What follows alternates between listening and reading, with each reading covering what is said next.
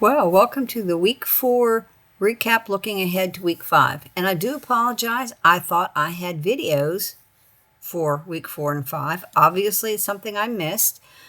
Sorry about that. You can consider this video for week 5 ethics, and I'll post this with week 5 too. For week 4, we analyzed a professional document.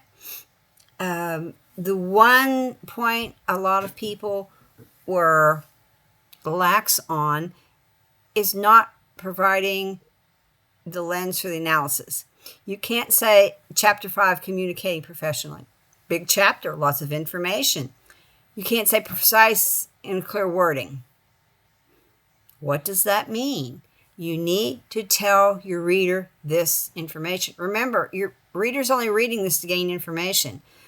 And if you were doing an analysis to say, give a subject matter expert some insights as to what he was writing, he wouldn't know what you were talking about unless you told him. He wants to see that. He doesn't want to have to look back and find chapter 5 in howdy or hello and try and figure out. So you must tell your reader what you're talking about. And this is going to become very critical in Project 2. So week 5 we're looking at ethics. What is ethical communication? What is ethics in writing? Well, I'm sure being today, there's lots of information out there. Is it ethical? Is it not ethical? And that could be a whole big discussion, okay? But ethical is, are you providing information in a truthful, ethical way? You're not using biased language. You're not using racial slurs. You're not using misleading data sets. You're not interpreting data in a way that changes the meaning of what the data says. So here's some information on ethical writing. Another thing to consider is AI and ethics. A lot of people are upset about chatbots and what they're telling their teenagers. That's one of the things we're going to be looking at. AI is going to produce a document. Is it written ethically? I don't know. So that's what we're going to be looking at, ethics. How is it put together?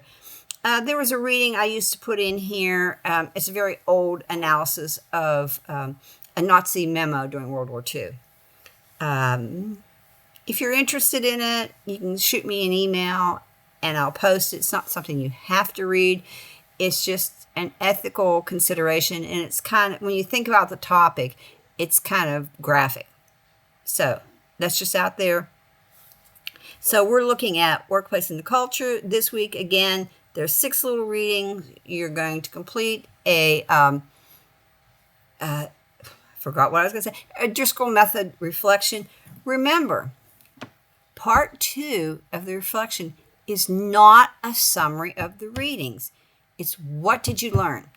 And this is going to be important when you start decompressing and debriefing these assignments you're doing, because this reflection is a part of the assignment. So remember that. I'm going to start knocking off a few points if you're starting to give me a summary, or if you're starting to talk about what you did over the weekend and how it relates to this. That's not what these are about. You're debriefing this document and you're saying, this is what I learned from it. I learned this, I learned this, I learned this. This is where I learned this. I don't know how I can make this any stronger. Again, if you have any questions, email me or post them in the discussion forum, and I hope you're working on drafting this document. All right, and I realize it's midterms and everybody's got tests in other classes. I get that, but let me tell you something real quick. Never tell any instructor you did not do work for their class because you were working on another class. Yeah, no, doesn't fly. Okay, that's enough. I heard it rained in Corpus yesterday. It's supposed to rain up here today. Maybe we'll get some. Have a good week, and Halloween is only a month away. Bye.